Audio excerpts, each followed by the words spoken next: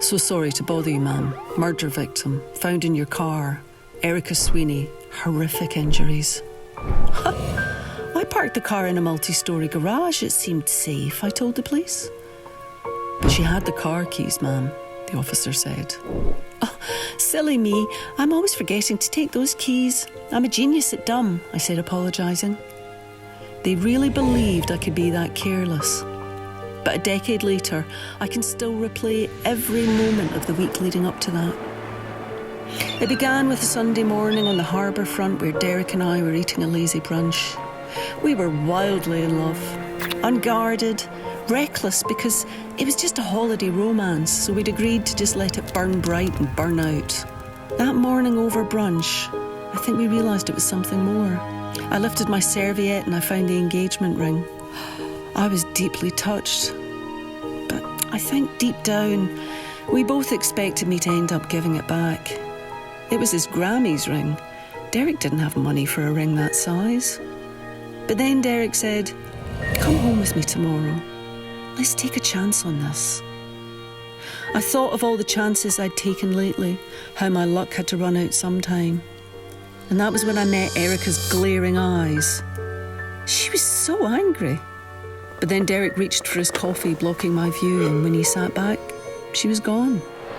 All week I wondered if I'd imagined her until she stood behind me a few days later in Minnow, muttering threats. Trying to avoid a scene, I led her to my brand new cherry red convertible, just as a warm summer shower began.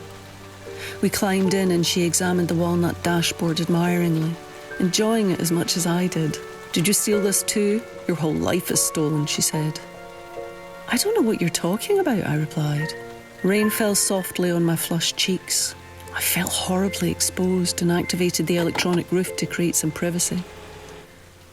"Were you following me on Sunday?" I asked. "It was an accident, believe me."